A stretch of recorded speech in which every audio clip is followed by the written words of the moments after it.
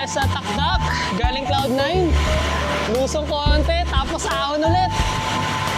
Sa part na to, dapat ready ka. Nakabuelo ka. Para pagdating dun sa ahon, hindi ka masyado mabibitin.